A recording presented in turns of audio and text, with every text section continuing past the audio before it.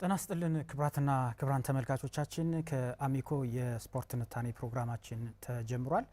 ለዛሬ እንግዲህ ባለፉት 25 ዓመታት በእግር ኳስ ዳኝነት በኢትዮጵያ ብሎም በዓለም አቀፍ ደረጃ አገሩን በመወከል ያስጠራ የእግር ኳስ ዳኛ ከርሱ ጋር ቆይታ የምናደርግ ይሆናል። ፕሮግራሙን ወደ እናንተ በማድረስ መልሰው ጥበቡ በማስፈጸም ሰይድ ኢብራሂም ከመላው ስቱዲዮ ሙያተኞች ጋር በመሆን ቀጥታ ቆይታ ታደርጋላችሁ። ፕሮግራሙን እየተከታተላችሁ እንድትቆዩ ጋብዘናችኋል። የሁሌም አጋራችን ኢትዮ ቴሌኮም ነው። ኢትዮ ቴሌኮም ያው የዘወትር አጋራችን ስለሆነ የሱን መልእክት ተከታትለን እንመለሳለን። ኢትዮ ቴሌኮም የፕሮግራማችን ስፖንሰር ስለሆነ ከልብ እናመሰግናለን። ቴሌብር ሱፐር አፕን አውርደው በመጠቀም ብቻ ይሸለሙ የሚለው ኢትዮ ቴሌኮም አፑን ለመውረድ አፑን ለመጀመሪያ ጊዜ ሲያወርዱ 100 ሜጋባይት ስጦታ የሚስጥር ቁጥር ቀይረው የቴሌብር አገልግሎት ሲያስጀምሩ ደግሞ የ15 ብር ሽልማት ያገኛሉ ብሏቸዋል። ኢትዮ ቴሌኮም ፕሮግራማችን ስፖንሰር ስለሆነ እናመሰግናለን። የአጋራችን መልእክት ሰምተን ስንመለስ በቀጥታ ወደ ፕሮግራማችን እናልፋለን። አብራችሁን ቆዩ። ለምን ነው መብራት ያልከፈተው? ይላል ነበር እንዴ? ስነ ስርዓት ይኑር እንጂ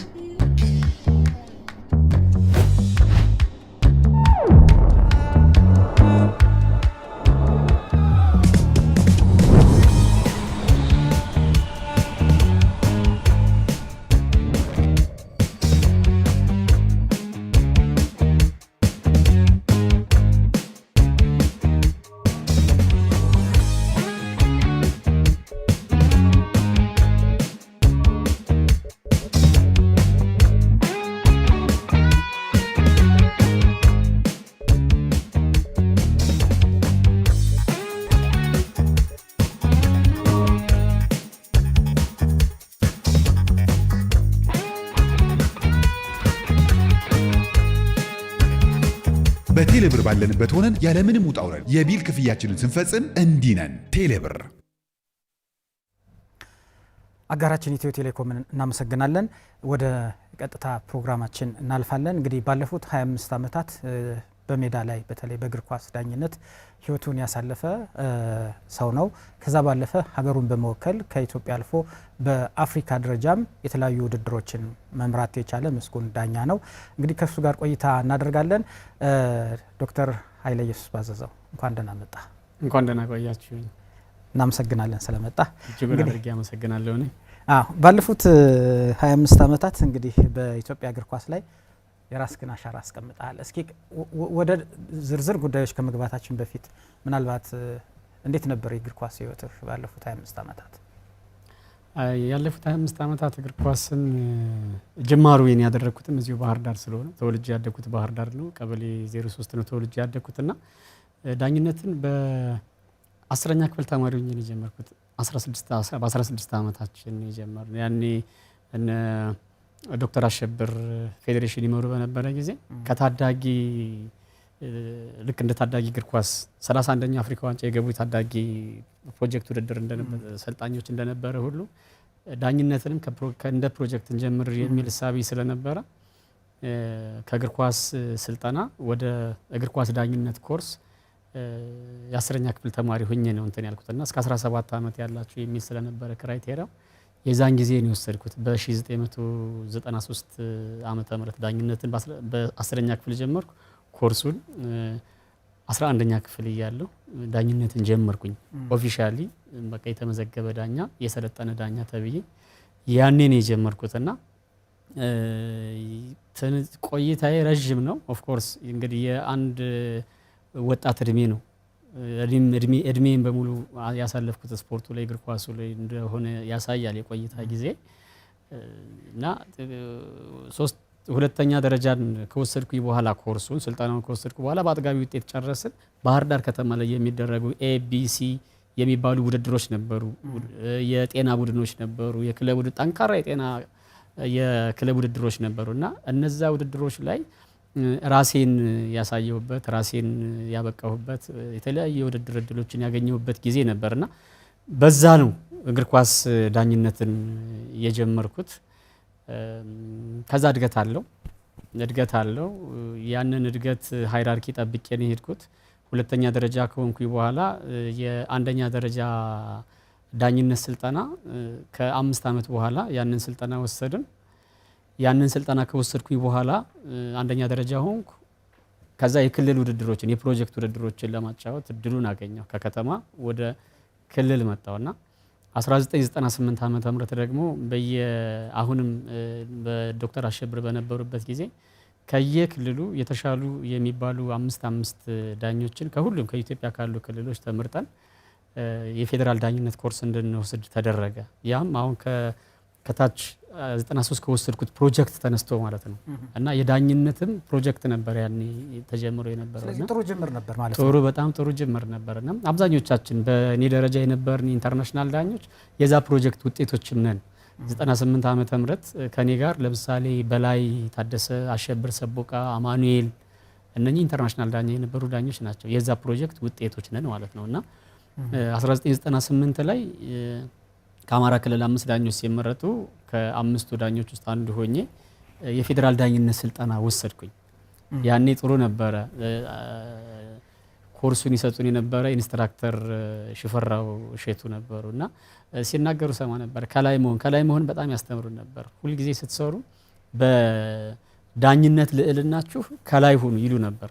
ከላይ ስለመሆን ከፍ ብሎ ስለማየት ያስተምሩን ያስረዱን ነበርና ያም ተወታቸው ያም ሐሳባቸው ረድቶን በ2004 ዓመተ ምህረት ኢንተርናሽናል ዳኛ ሆንኩኝና በዚህ መሃል ያው ብዙ ውጣ ውረዶች፣ ብዙ ከፍታዎች፣ ብዙ ዝቅታዎች በውድድር መሃል የሚያጋጥሙ ብዙ ነገሮች ነበሩና እግር ኳስ ዳኝነትን ግን የጀመርኩት ኦፊሻሊ በ1993 ኮርሱን ከወሰድኩኝ በኋላ ነው። ህጋዊ ዳኛ ሰርቲፋይድ የሆነ የእግር ኳስ ዳኛ ሆኜ የጀመርኩት ያንን ነው። እንግዲህ ያን ሁሉ ነገር ብሎ ከ2004 እስከ እዚህኛው ዓመት ድረስ እስከ ጥር ድረስ ለተከታታይ 14 ዓመታት ደግሞ በዓለም አቀፍ ደረጃ ውድድሮችን ለማጫወት የፊፋ ዳኛ ሆኜ የተለያዩ ዓለማትን በማጫወት ቆይቻለሁና ለረጅም ጊዜ ነው። 14 ዓመት ኦፍ ኮርስ ረጅም ጊዜ ነው። ያን አስጠብቆ መቆየትም ትልቅ ነገር ነው።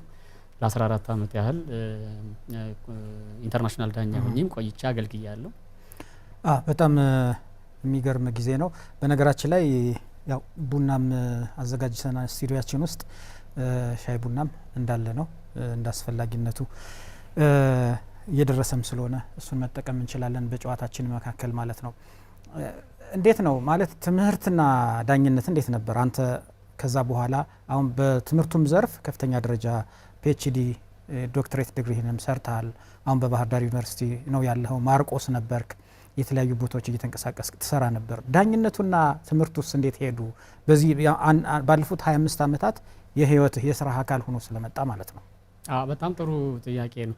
ዳኝነትና ትምህርት ያው ሳክሪፋይ የምታደርገው ነገር ይኖራል። ትምህርትን ለመማር ዳኝነትንም ለመቀጠል ሲባል መጀመሪያ ተቀጥሬ ስራ የነበረው ደቅ ደሴት ውስጥ ነበር። ደቅ ደሴት ውስጥ ትራንስፖርት የለም፣ የየብስ ትራንስፖርት የለም። አርብን ጠብቀን በጀልባ ወደ ባህር ዳር የምንመጣው የነበረው።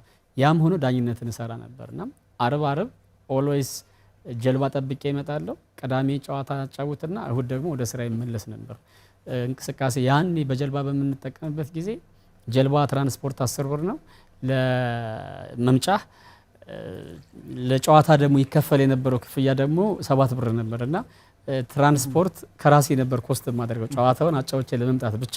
ያኔ ማለት 98 97 ዓመተ ምህረት ላይ ደቅ ደሴት ሳስተምር ሳክሪፋይ የማደርገው ነገር አለኝ ማለት ነው። ከፍዬ ነው ውድድሩን ዳኝነትን ማጫወት ተከፍሎኝ ሳይሆን ከኔ ወጪ አውጥቼ ነበር እንትን የማደርገው አስተምር ነበር። እያስተማርኩም ዳኝነትን እሰራለሁ። ከዛ ባሻገር የመጀመሪያ ዲግሪን ስማር በባህር ዳር ዩኒቨርሲቲ የሳመር ፕሮግራም 98 ላይ አንድ አመት አቆየሁት የመማር እንትን 98 ላይ የፌዴራል ዳኝነት ስልጠና ኮርስ መጣ። ክረምት ነበር የሚሰጠው ኮርሱና ኮርሱ ላይ ለመሄድ በሚል የአንድ አመት ትምህርቴን ሳልቀጥል ወይም ደግሞ ሳልጀምር ቆየሁኝ። 99 ግን ኢሚዲየትሊ ዳኝነት ፌዴራል ዳኛ ከሆንኩኝ በብሔራዊ ደረጃ ማጫወት ከጀመርኩኝ በኋላ ትምህርቴን ቀጠልኩኝ ሳመር ፕሮግራም ላይ ገብቼ። ስለዚህ በጋውን አጫውታለሁ። የክረምት ላይ የነበሩ ውድድሮችን የፕሮጀክት ውድድሮች፣ የክለብ ሻምፒዮና ውድድሮች ነበሩ ክረምት ላይ እና እነዛ የሚሰጡ ውድድሮች ላይ ፌዴሬሽኑን ጠይቄ እንዳልሳተፍ ወይም ደግሞ ከዛ ውድድሮች ውጭ እንድደረግ ሆኖ ሳመር ላይ 4ቱንም ዓመት ተምሬ የመጀመሪያ ዲግሪን ያስኩኝ። ስለዚህ ክረምት ላይ የሚደረጉ ውድድሮችን ባለማጫወት በጋ ላይ እሰራለሁ። ክረምቱን ተማርኩበትና 4ቱን ዓመት የመጀመሪያ ዲግሪን ያስኩኝ። ሁለተኛ ዲግሪን ስሰራ ግን ሬጉላር ፕሮግራም ስለነበረ ባህር ዳር ዩኒቨርሲቲ ላይ የተማርኩት ጊዜው ቅዳሜና እሁድ ነው። በአብዛኛው ሁላችንም ሰራተኞች ስለነበር ምንም እያስተማርን ስለሆነ የምንማረው ቅዳሜና እሁድ ነው በአብዛኛው ትምህርቱ። አረብ ቅዳሜና እሁድ ነው። ቅዳሜና እሁድ ደግሞ ሙስሊም የኢትዮጵያ ፕሪሚየር ሊግ ውድድር የሚደረግበት ጊዜ ነውና ቅዳሜ ጨዋታ ካለኝ የጠዋት ክፍለ ጊዜን ተምሬ ባጊዤ ነው የሚሄደው። የትጥቄንና የመማርበትን ቁሳቁስ ይዤ ወደ ግቢ ሄዳለሁ። ክላስ እንደጨረስኩኝ በቀጥታ ወደ ኤርፖርት ነው የሚሄደው። ወደ ቤትም አልመለስም። ወደ ኤርፖርት ሄዳለሁ። በዛው የ8 ሚሊዮን የ10 ሰዓት ጨዋታ አዲስ አበባ ከሆንኩ ጨዋታዬ ያንን ጨዋታ ጫውቼ ኢሚዲየትሊ ጠዋት ደግሞ እንደዛው በፕሌን እመለሳለሁ። የእሁድ ክላሴን ደግሞ አቴንድ አደርጋለሁ ተመልሼ። ስለዚህ በዚህ ሂደት ውስጥ በአውሮፕላንም ስመላለስ ትምህርቴን ለመማር ከገንዘቤ ኮስት ማድረግ አለብኝ። ሁለቱን ወዶ የሚሆን ነገር አይደለም እና ዳኝነት ሙያውንም ወደዋለሁ። ትምህርቴን ከጨረስኩኝ በኋላ ሙያው ሊያግዘኝ እንደሚችል ስለምረዳ የአውሮፕላን ትኬት ራሴ ነበርኩ የምቆርጠው። ለሙያው ካለኝ ፍቅር፣ ለሙያው ካለኝ ከበሬታ ራሴ እየተመላለስኩ ነበር የማረው። ስለዚህ ቅዳሜ ለነበረ ጨዋታ ጠዋት ክላስ እማራለሁ። ከሰዓት በኋላ ለሚደረግ ጨዋታ በዛው ክላሴን እንደጨረስኩኝ ወደ ኤርፖርት ሄዳለሁ። አጫዎቼ ቀጥታ 8 ሰዓት ጨዋታ ካለኝ አዲስ አበባ ስቴዲየም ፕሪማች ነው የማልገኝ። በፊት ፕሪማች 4 ሰዓት ይደረግ ነበርና እኔ 6 ሰዓት እዛ ደርሳለሁ። በቀጥታ ረፍት አድርጌ ሻወር ወስጄ 8 ሰዓት ወር 10 ሰዓትም ከሆነ ጨዋታዬ ቀጥታ ወደ ጨዋታ ይገባና ውድድር መርጬ በማግስቱ ደግሞ ጠዋት ወደ ባህር ዳር የመጀመሪያውን ፍላይት ይዤ ወደ ባህር ዳር እመጣለሁ።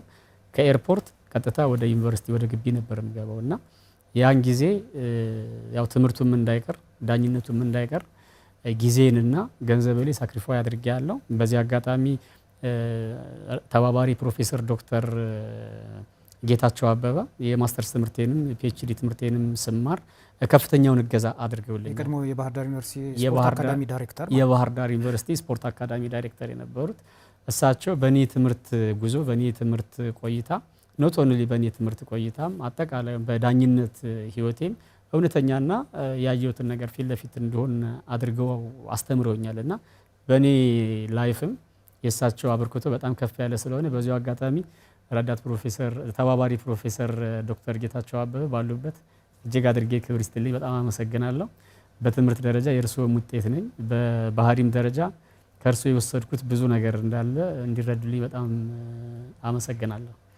በጣም ጥሩ። ቡናችን ደርሷል። በነገር ላይ ዶክተር እሱን እየቀመስን ውይይታችን መቀጠል እንችላለን። በነገር ላይ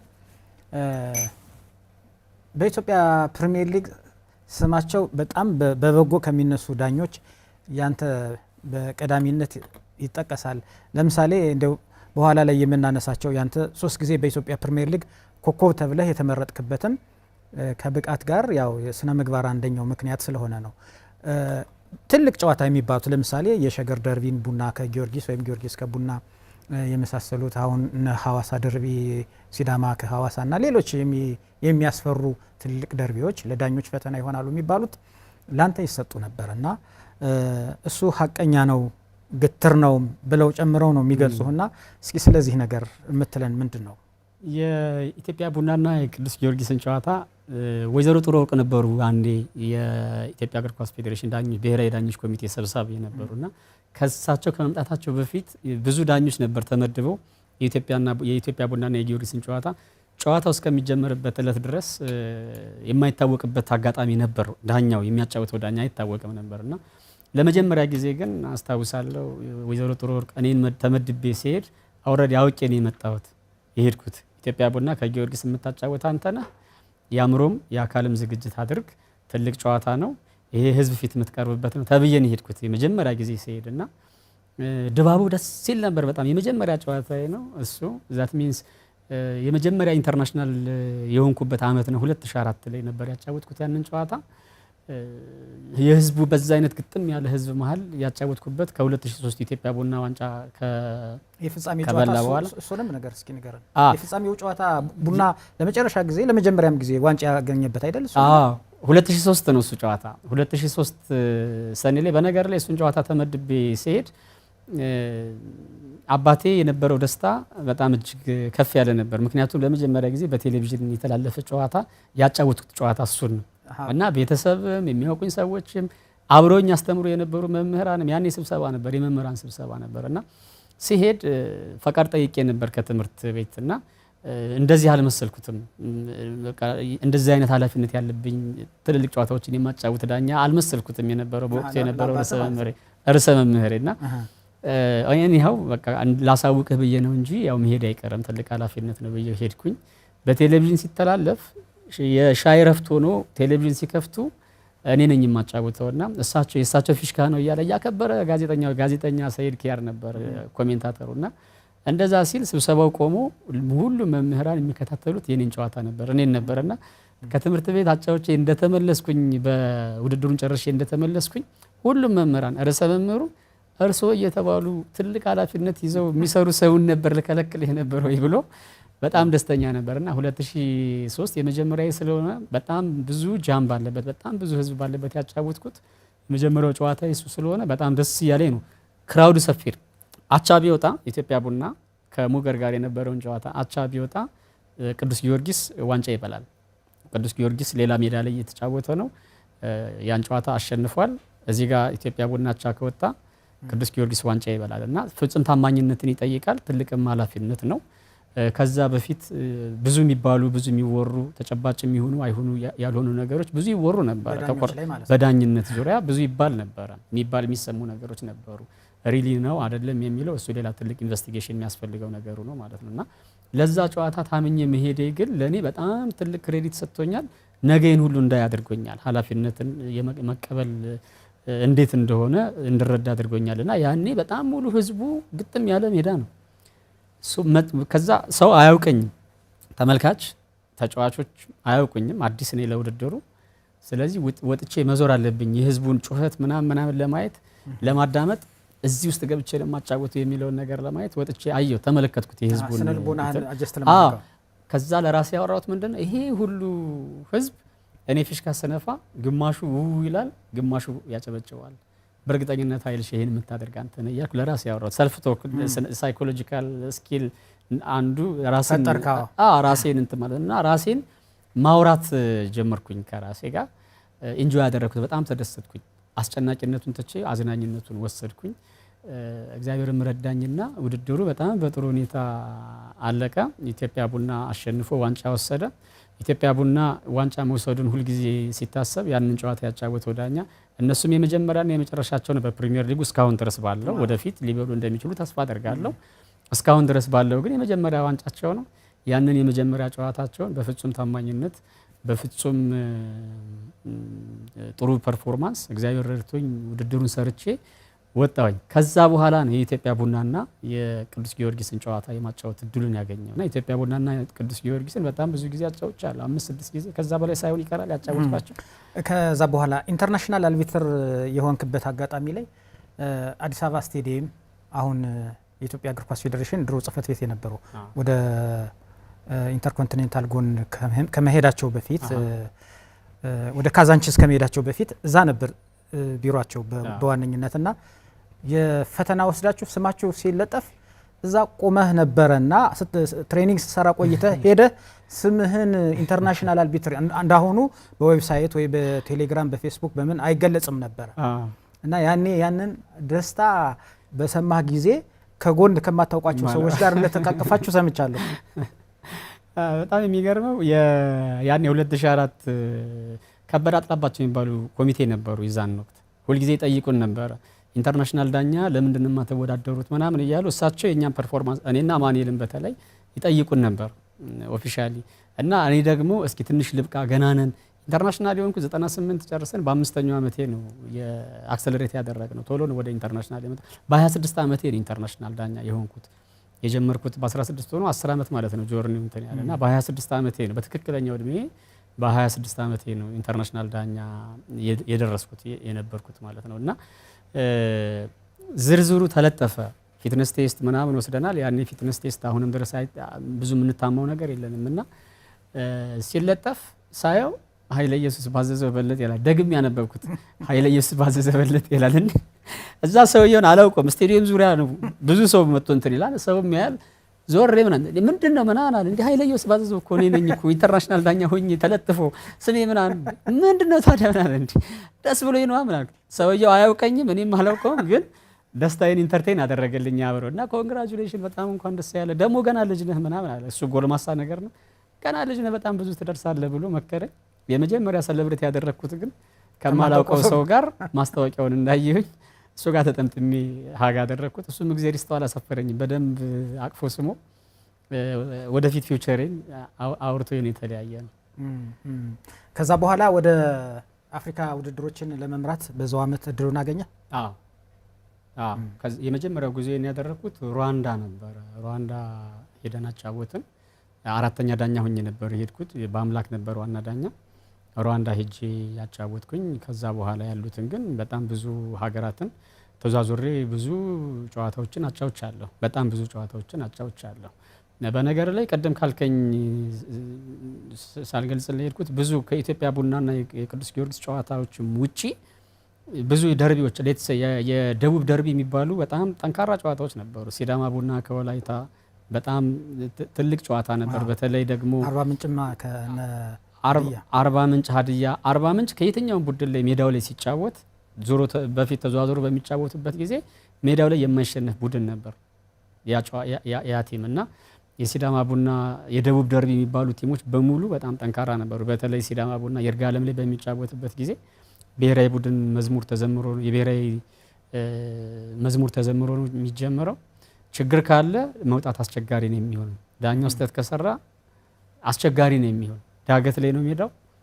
ተመልካቹ እንትን ነው ትንሽ የድንጋይ ቢወረውር ሊደርስ ይችላል። እና እኔ በጣም ደስ የሚለኝ ይርጋለምም ውድድር እየተደረገ በዛን አይነት ትልቅ ክራውድ ውስጥ ሆኖ ጨዋታን አጫዎች የምወጣው ከተመልካቾች ጋር እየተጋፋን ነው። አሁን ድረስ የሲዳማ ቡድን መሪ የነበሩት መንግስቱ ሳሳሞ ሌሎችም ሰዎች እንዲህ ግን ተጋፍተህ የምትወጣ ዳኛ አንተ ብቻ እንደሆንክ ታውቃለህ ምናምን እያሉ ይነግሩኝ ነበርና ደስ ይላል። እግዚአብሔር ይመስገን። እግዚአብሔር ሲያከብርና ስራህን እግዚአብሔር ሲሰራ እንደዚህ አይነት ሞገስ ይሰጥና በሰላም ያልቃል ጨዋታ።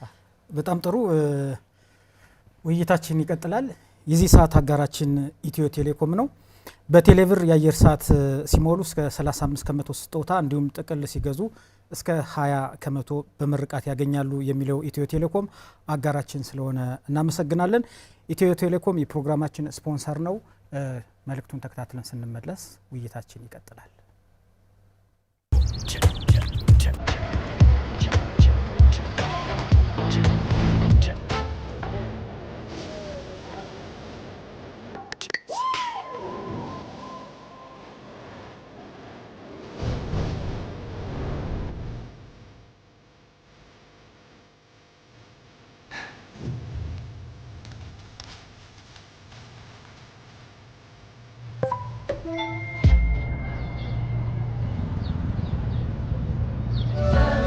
ያሻዎትን ባሉበት ሆነው በቴሌብር ሱፐር አፕ በኩል ዘመን ገበያ ላይ ሲያዙ ያዘዙት ዕቃ ደጆ ድረስ ከተፍ ይላል።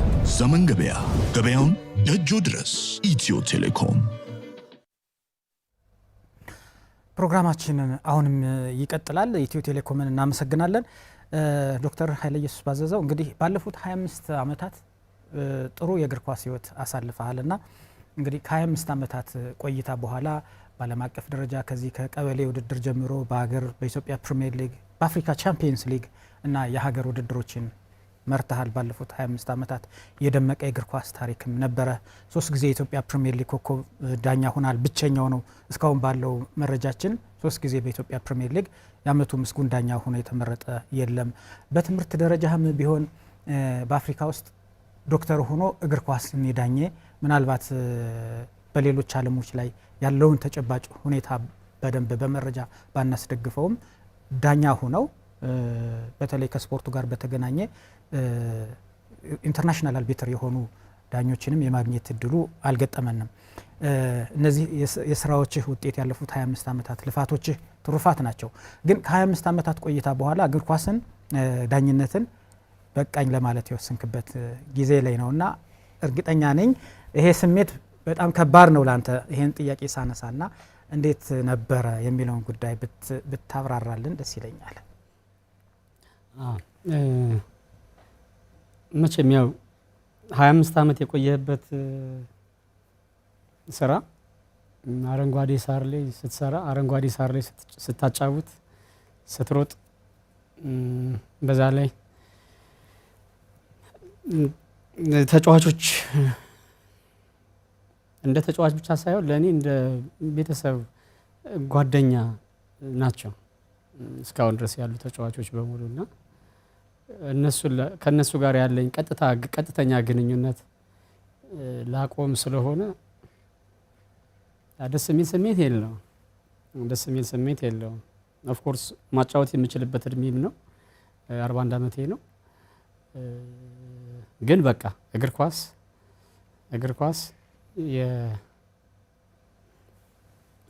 ኳስ በአንድም በሌላም መልኩ ይቆማል። አንድ ተጫዋች ይጀምራል፣ ይቀጥላል፣ በጉዳት ያቆማል፣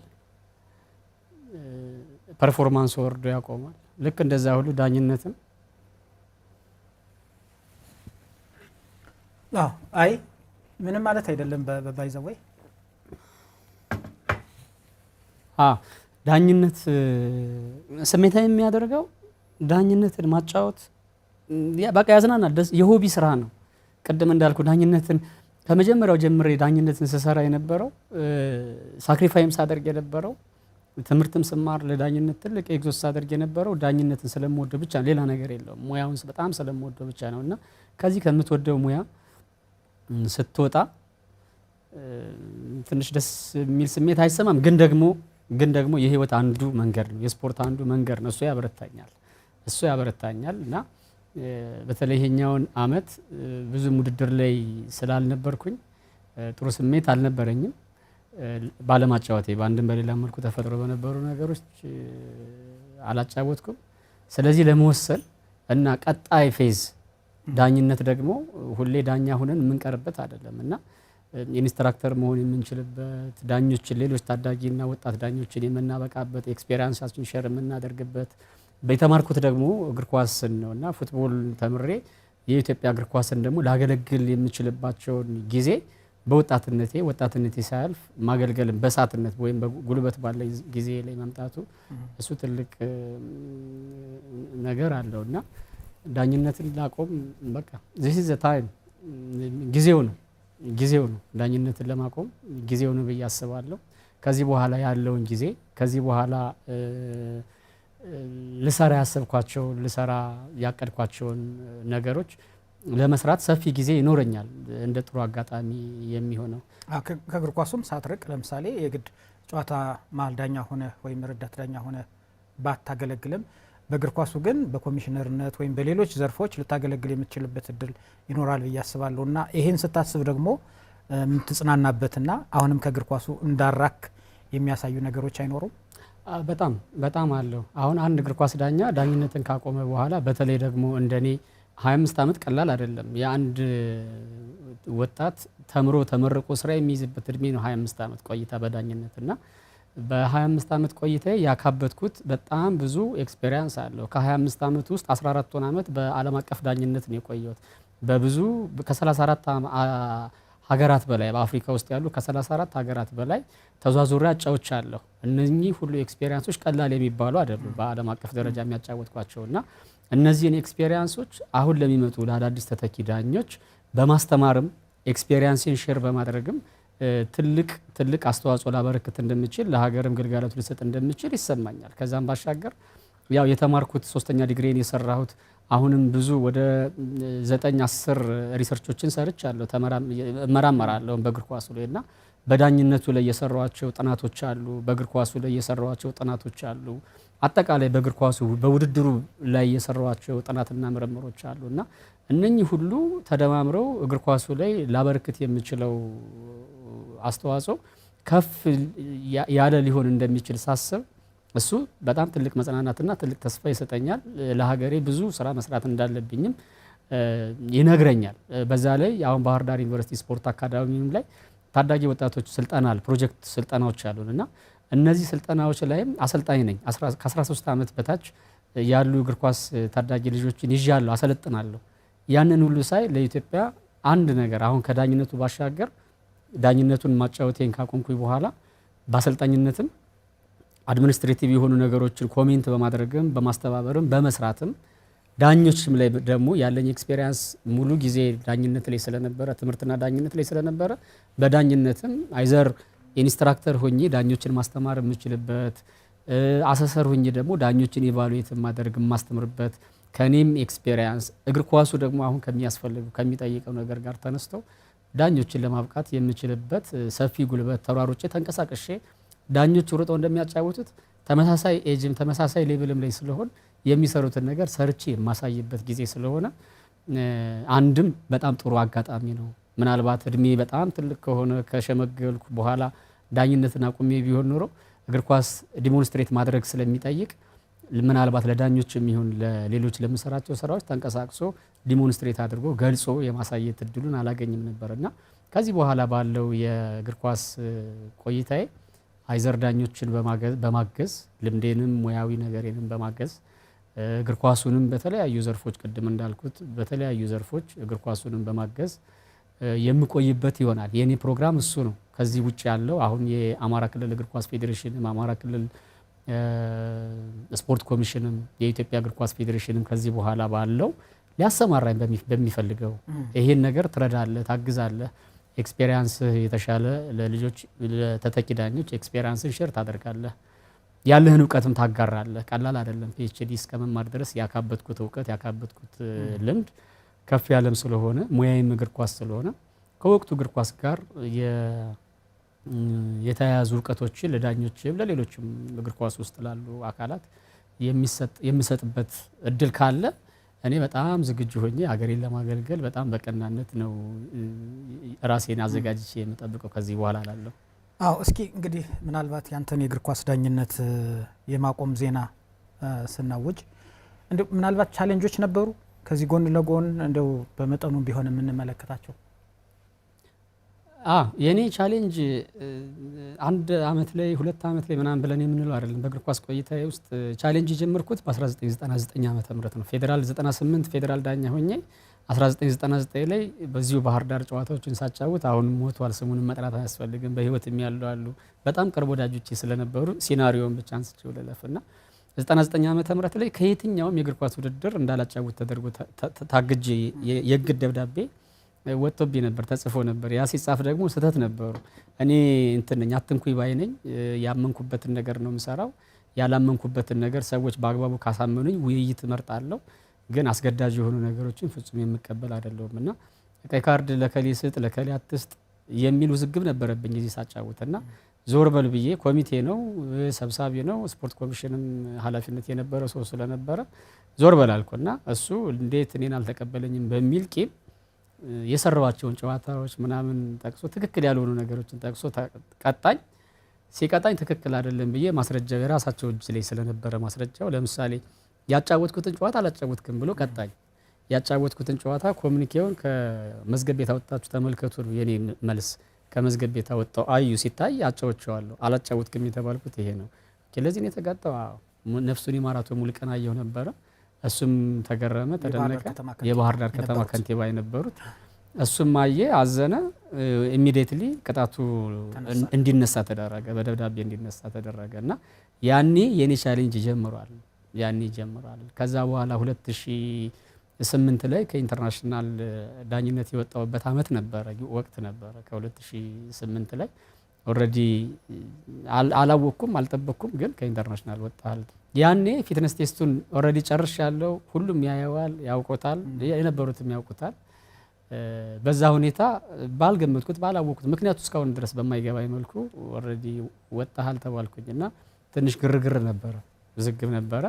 ከዛ በኋላ ግን ከሁለት አመት በኋላ ይሄው ኮሚቴ ባለው ኮሚቴ ራሱ ድጋሚ ወደ ኢንተርናሽናል ዳኝነት እንድመለስ አድርጎኛል እና ከዛ እያለ አሁን ያለንበት ደረጃ ላይ ደረስን። ይሄኛው አመት ያው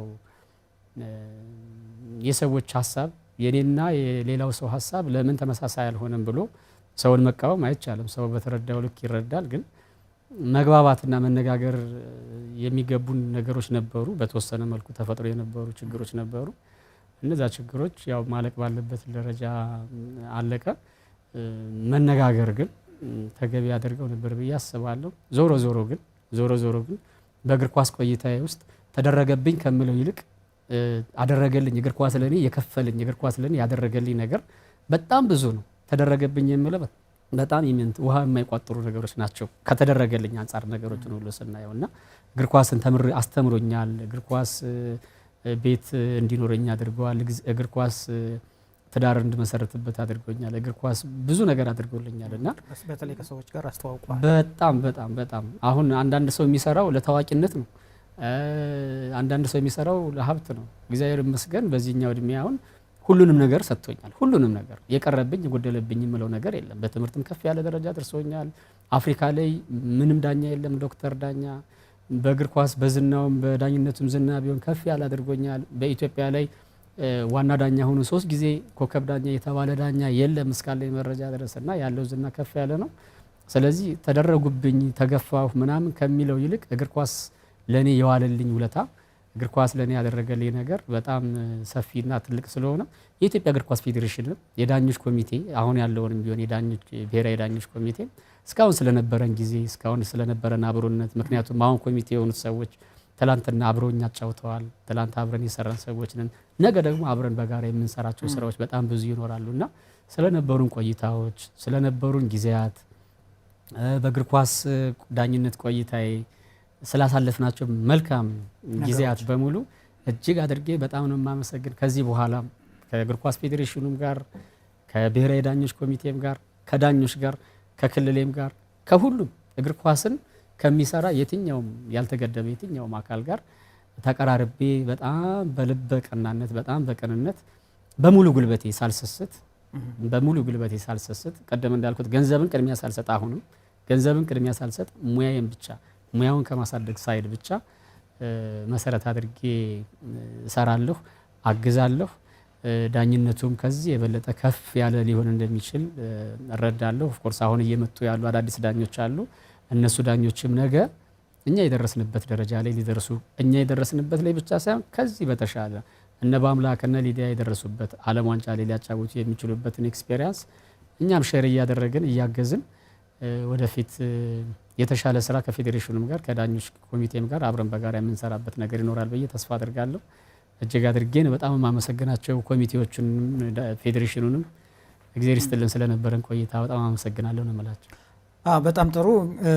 እኔ አንድ ሀሳብ በዚሁ አጋጣሚ አነሳለሁ። ምናልባት ያው ዛሬ አንተ የምትሸኝበት ቀን በመሆኑ ምናልባት ከቡና ባሻገር ኬክምና ሌሎች ነገሮችም ስለተዘጋጁ እነዚህ ነገሮች እስከሚደርሱ ድረስ እንግዲህ አሚኮ እንደምታውቀው ያንተ ቤት ነው። ከአማራ ብዙሃን እስከ አሚኮ አሁን ድረስ አብረህ ተጉዘሃል ባለፉት 25 ዓመታትና ከሬዲዮ የኃይሌ አበራ ድምጽ እስከ ቅርብ ሪፖርተሮች ድረስ ብዙ ነገር ካንተ ጋራ መልካም ግንኙነት እንዳለ አውቃለሁና እንደው ይህንን ሀሳብ በኋላ ኃይሌ ሲመጣ የምታነሳው ቢሆንም አንዳንድ ሰዎችን ሳገኝ ወይም ዳኞች ሲያናግሩ ስላንተ ለወንብድና አይመችም ኃይለ ኢየሱስ ይላሉ። ለምሳሌ ከጀርባ ይቆመራል እግር ኳስ። እውነት ነው የምናወራው። ዛሬ በመጨረሻው ሰዓትህ እንዲህ አይነት ነገሮችን ብናነሳ የኑዛዜ ይሄ ፕሮግራም ፖድካስት ቢሆን ኖሮ የበለጠ ያምር ነበር። ግን ኖርማል ውይይት ነው፣ ስፖርት ትንታኔ ነው፣ ሀሳብ የምሰጥበትም ስለሆነ ነው እንጂ ለወንብድና አይመችም የሚል ሀሳብ ያነሱ ነበርና አጠር አድርገህ እንደው ከዳኞች እዚህ ከጀርባ የሚቆመረውን ነገር ብትነግረን ደስ ይለናል። ያው ታንጀብል የሆነ ማስረጃ ያለበት ነገር የለም። እኔም በዳኝነት ቆይታዬ ወደ እኔ የመጡ ብዙ ነገሮች ነበሩ። ቁማር የለም ለማለት የምቸገረው ወደ እኔ መጡ የነበሩ ጊዜያት አሉ። ለምሳሌ አንድ ቡድን ሊወርድ ሲል የናያኛው መሀል ሰፋሪ ወይም ደግሞ መሀል ላይ ሰርቫይቭ ያደረገ ቡድን ሲሆን የሚወርደው ቡድን ልታምን መኪና ይዞልኝ ተይዞልኝ መጥቶ ነበር። የመኪና ሊብሬ በስም ይቀየር ተብሎ አዲስ አበባ ስቴዲየም ላይ መጥቶልኝ ያውቃል። ውጤቱን እንድቀይር ያኛው ቡድን አይፈልገውምና ውጤቱን ቀይር ችግር የለውም ላይ ሁሉ አናግረናል ምናምን የሚል ያ ገና በጣም ይቀር በነበርኩበት ጊዜ ነው። በጣም ኢንተርናሽናል ገና አዲስ በነበርኩበት ጊዜና የለም ለማለት ይቸገራለሁ። ነገር ግን እነኚህ ሰዎች እንዲሁ መጥቶ ሲያወራኝ ስልኬ አውቶ ሪከርድ ነው። ከዚህ በኋላ የምታወራኝ ነገር በሙሉ ሪከርድ አድርጌ ለጋዜጠኞችም እሰጣለሁ፣ ለፌዴሬሽኑም እሰጣለሁ። ኖት ኦንሊ ለፌዴሬሽን ለፖሊስ አካላትም ለህግ አካላትም እሰጣለሁ። ከዚህ በኋላ ቀጥል አልኩት። ሰምቻለሁ ስላንተ እንዲሁም ድሮም ጌጃ ነበር ያለኝ ያኔ ጌጃ ጎጃሚ ብሎ ስልክ ጆሮ የዘጋብኝ ሰውየው ማለት ነው። እና በር አልሰጠም። ባህሪን ሰምቷል ያውቋል እንትን አይልም። የእናቴ ልጅና ሌላ ቲም ቢጫወት ጉዳይ አይደለም። ባህር ዳር ከነማ ከአማራ ውሃ ስራዎች እዚሁ ባህር ዳር ላይ ሲጫወት ባህር ዳር ከነማ ወደ ፕሪሚየር ሊግ ለመግባት እንቅስቃሴ በሚያደርግበት ጊዜ ባህር ዳር ከነማ ላይ አዝናለሁ። ባህር ዳር ከነማ ያኔ ቢገባ ደስ ነበር የሚለኝ ነገር ግን ሜዳ ውስጥ ስገባ ፍጹም እንትን አይደለም። አባቴ እውነትን አትለፍ ይላል። እውነት ከሆነ እውነት ነው፣ ውሸት ከሆነ ደግሞ ውሸት ነው። ዳኝነት ደግሞ አይቻለውና አላየሁም ነው። ስለዚህ አይቻለውና አላየሁም ስለሆነ ከበስተጀርባ ቁማር አለ ይባላል። እርግጠኛ የሆነ ማስረጃና መረጃ የለም። ከኔ ሳይድ ግን የሚቀርቡ በጣም ብዙ ነገሮች ነበሩ። እንዳልኩ አሁን ቪትዝ 280 ሺህ ብር በምትሸጥበት ጊዜ የቪትዝ ቁልፍ መጥቶ ቪትዝ በስምህ ይቀየር ሊብሬ ይሰራል ምናምን ግን ያቺ ቪትዝ እኮ ተጋጭቼ ነው ሞትባት። ያንን ጨዋታ ፊክስ ባደርግ ያንን ጨዋታ ላይ ባበላሽና እንዲሸነፉ አድርጌ መኪናዋን ቢይዝ ተጋጭቼባት ነው ልሞት እንጂ የተባረከ ነገር አይደለም። ስለዚህ እግዚአብሔር ያደረገልኝ በጣም ብዙ ስለሆነ ለውንብድና ፍጹም አልመችም። ተመድቤ የተሰረዝኩባቸው በጣም ብዙ ጨዋታዎች አሉ። ኦፊሻሊ በሀገርም የሚታወቅ ስለሆነ የመውጣት የመውረድ ዋንጫ የመብላት ያለ መብላት ጨዋታዎች ላይ መደብና ከዛ አዲስ አበባ ሄጄ የተመለስኩባቸው ጨዋታዎች አሉ። አሁን ባለው ፌዴሬሽን ሳይሆን ከዚህ በፊት በነበሩ የፌዴሬሽን አመራሮች ማለት ነውና ለምንድን ነው ምናምን ብዬ ኦፊሻሊ ስጠይቅ አንተ ለወንብድና አትመችም ኦፊሻሊ የተነገረኝ ነገር ነውና በሰዓቱ የነበሩ ሰዎች እንደዛ ብለውኛል። ለወንብድና አትመችም። ኦፍኮርስ ለወንብድና ብዙ አልመችም። ደረቅ ነኝ። ሜዳ ውስጥ ከገባሁኝ ፍጹም ደረቅ ነኝ። ከሜዳ ውጭ ባለ ህይወቴ ግን ከትልቁ ጋር ትልቅ ነኝ፣ ከአዋቂው ጋር አዋቂ ነኝ፣ ከአልተማረው ጋር እንዳልተማረው ሆኜ ነው፣ ከህፃኑ ጋር ህፃን ተመሳስዬ ነው የምኖረው ከሁሉም ጋር እና ደረቅ ነኝ። ኦፍኮርስ ለወንብድና አልመችም፣ ወደፊትም አልመችም። ለወንብድና ያለበት ቦታ ላይ ወደፊትም አልመችም። ልጆች ሁለት ልጆች አሉኝና ሁለቱ ልጆቼ የሌባ ልጆች እንዲባሉ ፍጹም ፈቃደኛ አልሆንም። አባቴ የሌባ ልጅ ተብዬ እንዳድግ አላደረገኝም። እኔም ደግሞ ለልጆቼ የሌባ ልጅ እንዳይባሉ ፋራ ነው ተብዬ ወይም ደግሞ ይሄ በጣም ደረቅ ነው ተብዬ እውነት ላይ ስቲክ ያደርጋል ተብዬ በሞት ይሻለኛልና እንትን ነኝ፣ ሪያሊስቲክ ነኝ። ምናልባት የኛ ስፖርት ክፍል ባልደረቦቻችን እዚህ ላንተ ክብር ሲሉም ስቱዲዮ ተገኝተዋልና እነሱ መጣው ወደዚህ ይሄንን ላንተ የተዘጋጀውን ኬክ ብንቆርስ ባንተ ስም ደስ ይለናል። እንግዲህ ያለፉት 25 ዓመታት ያንተ ብቻ አይደለም፣ የመገናኛ ብዙሃኖችም ለምሳሌ ላሚኮ ለኛም ጥሩ ጊዜ አበርክቶ ነበረ። በምንፈልግ ጊዜ በማንኛውም ርዕሰ ጉዳይ ላይ በተማርክበት ባለሙያ አስተዋጽኦ ስታበረክት ነበረ። ለእግር ኳሱም የነበረ ትልቅ ነው፣ በአፍሪካ ደረጃም የነበረ ትልቅ ነው። አካዳሚካሊም ያለ አበርክቶ እሱ ታሳቢ ይደረግና የኛ ባልደረቦችን መጣው ላንተ ያላቸውን አክብሮት ለመግለጽ ይሄው ስቱዲዮ ተገኝተዋል።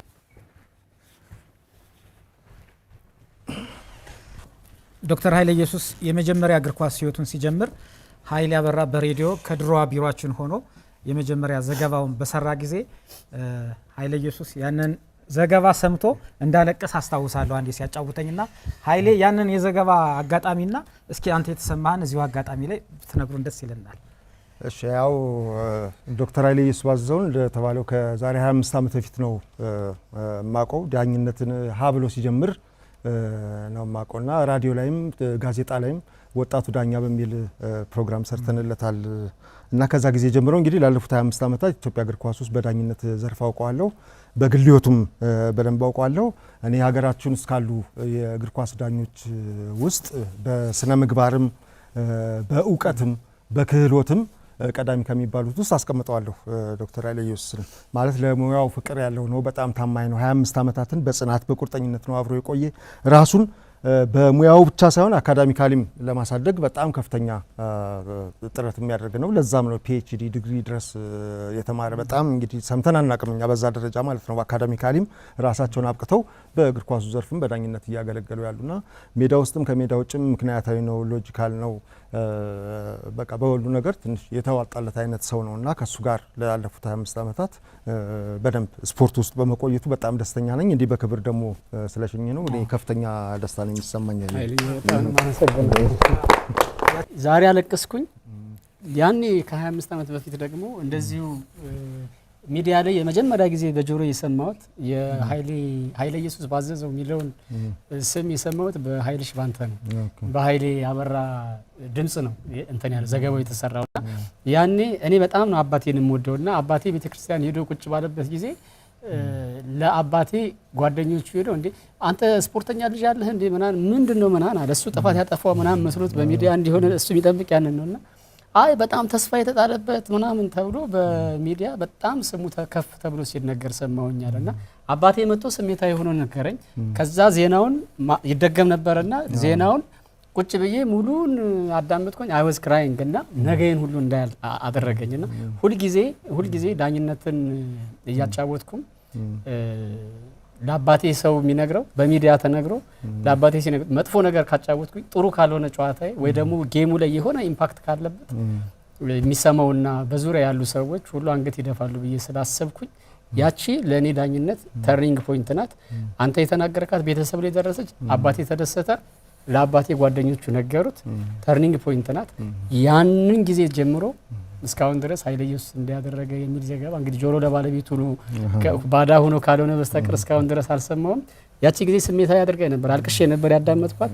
ኃይሌ ስለነበረኝ ቆይታ ኖት ኦንሊ ኃይሌ አማራ ማስ ሚዲያ በሬዲዮ ኤፍኤም በነበረበት ጊዜ ሬዲዮ በነበረበት ጊዜ እና ኃይሌ እናንተ ተጀመራችሁት በነበራችሁበት ጊዜ አሁን እንደዚህ ያድርጉ ከሁሉም ወዳጆቼ ጋራ ያለኝን ነገር ለመስጠት ዝግጁ ነበርኩኝ። ኖት ኦንሊ በዳኝነት ሌሎችንም ሙያዊ በሆኑ እግር ኳሳዊም ሌሎች ስፖርታዊ በሆኑ ነገሮችም ስጠየቅ ሄስቴት የማደርግበት ነገር የለም። አሁንም ከዚህኛው በኋላ በእግር ኳስ ዳኝነት ትንታኔ ሊሆን ይችላል የአማራ እግር ኳስ የአማራ አሚኮ በሚፈልገኝ በየትኛውም ዘርፍ በየትኛውም ስፖርታዊና በየትኛውም እግር ኳሳዊ በየትኛውም ሁኔታ ላይ ቅድሚያ የሚሰጠው ቅድሚያ ሌላ ስራ ምናምን ሊኖር ይችላል፣ ግን የመጀመሪያ ስራዬ ቅድሚያ አድርጌ የምሰጠው ቤት ነው። ስለነበራችሁ አብሮነት ስለነበረኝ አብሮነት በእውነት እግዚአብሔር በጣም ክብር ይስጥልኝ። በጣም ነው የማመሰግነው። በጣም ስሜታዊ ያድርጎኛል። በብዛት የተለመደው የእግር ኳስ ዳኛ ሲያቆም እንትን ላይ ነበር አይደለ ወይ ሜዳ ላይ ወይ ምናምን ነው እና ይሄንን እድል ሁሉ የሰጠ ያለኝን እንትን አክኖሎጂ ያደረገ የነበረኝን ቆይታ ክብር የሰጠ አማራ ማስ ሚዲያ ነው። እጅግ አድርጌ በጣም ነው የማመሰግነው። ትልቅ ክብር ነው፣ ታሪክ ነው ለኔ። አሁን ይሄ ታሪክ ነው። ልጆቼ ሲያድጉ ከፍ ሲሉ ይሄን ነገር የሚያዩት ነው። ስለዚህ አሚኮ ኖት ኦንሊ ለኔ ለቤተሰቤም በኔም ዙሪያ ላሉ ይሄን ፕሮግራም ለሚከታተሉ ሰዎች ሁሉ ትልቅ ነገር ነው። ያገለገሉ ሰዎች እንዲሁ ዝም ብለው የሚቀሩበት ሳይሆን እንዲህ በክብር የሚሸኙበት እንደሆነ ያሳየ ነው። እጅግ አድርጌ አመሰግናለሁ። አንተም እኛን አክብረህ መጥተህ ይሄንን ፕሮግራም እኛ ጋር የእግር ኳስ ቆይታህን መቋጫ ለማድረግ ስለመጣ በጣም እናመሰግናለን። በጣም እጅግ አድርጌ እናመሰግናለሁ። ከዚህ በኋላ ይሄንን ኬክ በጋራ ስፖርት ክፍሎች ጋራ ትቆርስልናለህ ዶክተር። ይሄም ነው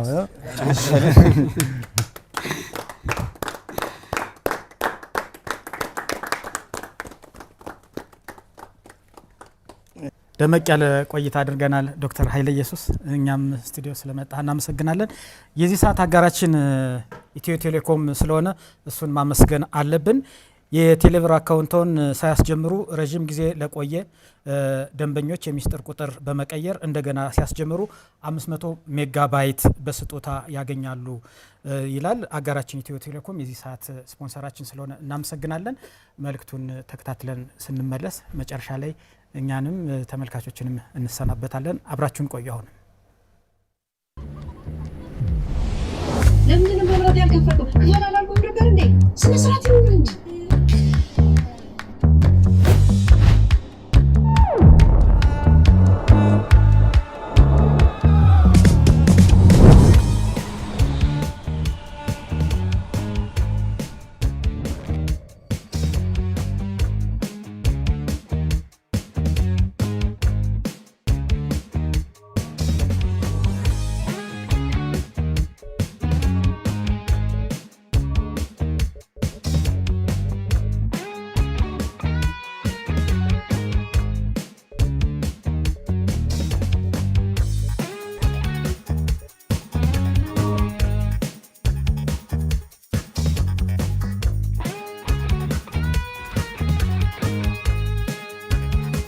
በቴሌብር ባለንበት ሆነን ያለምንም ውጣ ውረድ የቢል ክፍያችንን ስንፈጽም እንዲህ ነን። ቴሌብር።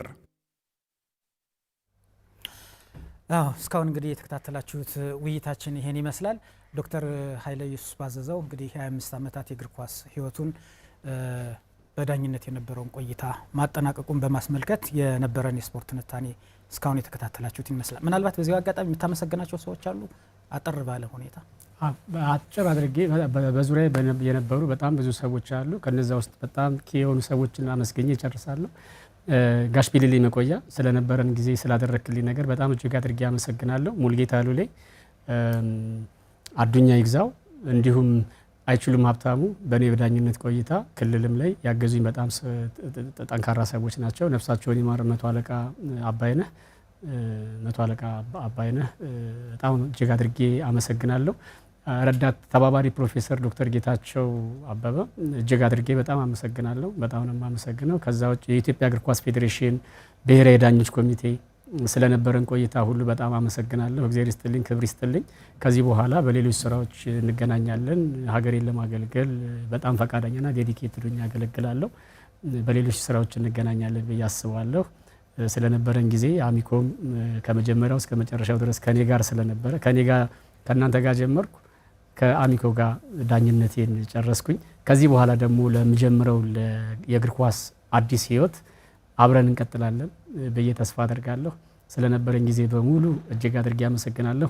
እግዚአብሔር ይስጥልኝ፣ በጣም ክብረት ይስጥልኝ። በጣም አመሰግናለሁ። እኛም እናመሰግናለን። ቀሪው ዘመንህ በሌሎች ሙያዎችና ተመሳሳይ ዳኝነት ላይ ባይሆንም እንኳን በሌሎች አገልግሎቶች ከፌዴሬሽኑ ጋር ሀገርክን ክልልክን የምታስጠራበት እንደሚሆን ተስፋ እናደርጋለን። ክቡራትና ክቡራን ተመልካቾቻችን ከአሚኮ የስፖርት ትንታኔ ሰዓታችን እስካሁን የተከታተላችሁትን ይመስላል። ፕሮግራሙን በማዘጋጀት መልሰው ጥበቡ፣ አስፈጻሚያችን ሰይድ ኢብራሂም ከመላው ስቱዲዮ ሙያተኞች ጋር ቆይታ አድርገናል።